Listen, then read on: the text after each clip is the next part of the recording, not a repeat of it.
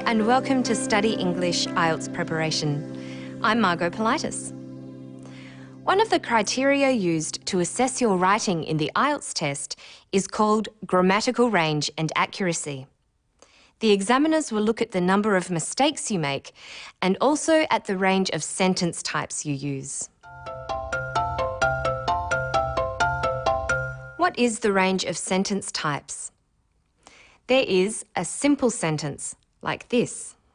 Pollution is a problem. This example shows you the basic structure. A subject, pollution, a verb, is, and the object, a problem. A simple sentence can have more words than this. You can add adjectives. Pollution is a serious problem. Air pollution is a serious problem. And you can add information with a preposition like in.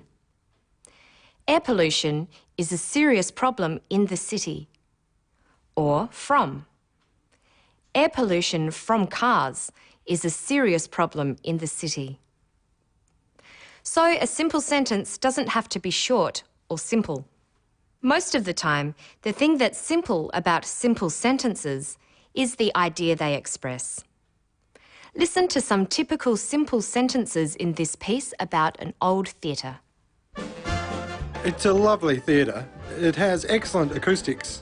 It's a classic three-tiered horseshoe-shaped auditorium. You tend to use simple sentences for straightforward information. It is a lovely theatre to work in. It has excellent acoustics. You can add detail, but the idea is not complicated. Listen again. It's a classic three-tiered horseshoe-shaped auditorium. But it's best to use a variety of sentence types and not just a list of simple sentences. Listen to this. The foundation stone was laid in 1834 and the theatre opened in 1837. You can join two simple sentences together with and. The two sentences are, the foundation stone was laid in 1834. The theatre opened in 1837. Joining them with and gives you a compound sentence. Listen again. The foundation stone was laid in 1834 and the theatre opened in 1837. But what type of sentence do you use if you want to say something a little more complicated? Listen. Although the Theatre Royal has some disadvantages, such as the columns, which people don't like sitting behind, it still has atmosphere. This sort of sentence is called a complex sentence. A complex sentence isn't just two sentences joined together. Some parts of a complex sentence might not be a complete idea. For instance, the first part of this sentence is quite long with a subject, verb, and object, but it isn't complete. Although the Theatre Royal has some disadvantages, such as the columns, which people don't like sitting behind, that doesn't express a complete thought. It needs a simple sentence to finish it. It still has atmosphere. If you take the detail out, you have a structure like this. Although the theatre has disadvantages, it has atmosphere. Although the theatre has disadvantages is what is called a dependent clause. It depends on a simple sentence. It has atmosphere to become complete and form a complex sentence. Here is another complex sentence. When you stand in the middle of the stage, you can talk to everybody. When you stand in the middle of the stage. That's a dependent clause. It needs another simple sentence or independent clause to make sense. When you stand in the middle of the stage, you can talk to everybody. You can even change the order of the clauses and say, you can talk to everybody when you stand in the middle of the stage. Apart from although and when, some of the words used to create dependent clauses like this are which, that, because, after, and where. Knowing how to use them is important. It's something you should practice.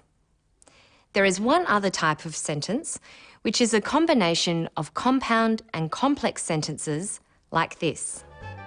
When the theatre was first built, it was said to look like a two-storey house, and on the outside of the building you can see the stone windowsills.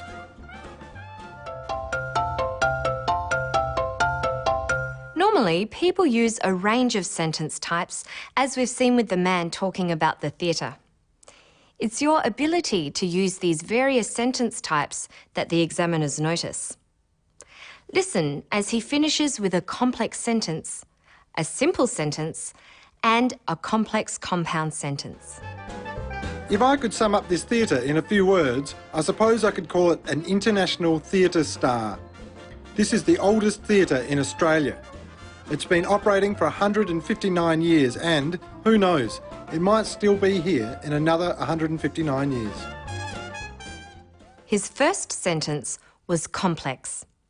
Sentences with if are mostly complex because an if clause depends on another sentence to make sense. Listen. If I could sum up this theatre in a few words, I suppose I could call it an international theatre star. Remember that a simple sentence can consist of a subject, this, a verb, is, and an object, the oldest theatre in Australia. Listen. This is the oldest theatre in Australia. A compound sentence is two sentences joined by but, or, as here, and. It's been operating for 159 years and, who knows, it might still be here in another 159 years. There are two sentences here joined by and. The second part is complex with the dependent clause, who knows. Who knows, it might still be here in another 159 years. So we've seen what can go right. What can go wrong? A simple sentence must have a verb. Is this a sentence? The house in the country. No, it looks like a sentence, but there is no verb. Let's add a verb. The house is in the country. That's a simple sentence.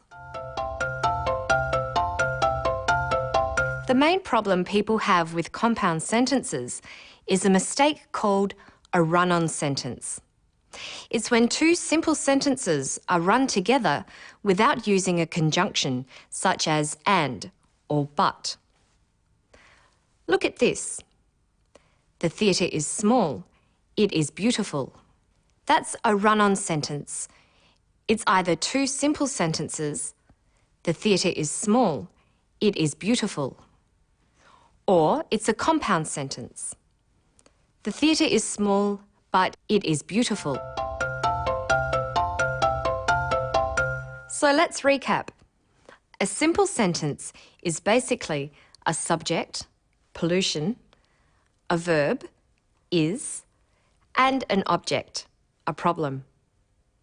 It's also called an independent clause. A compound sentence is two independent clauses joined by a conjunction such as and, but, or so. A complex sentence is a combination of a dependent clause or clauses with an independent clause. It's a good way to express some of your ideas in an essay. Be careful.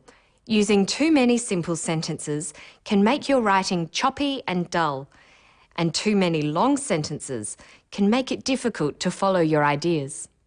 So use both. That's all for now. To find more information about sentence types, visit our Study English website. Good luck with your studies.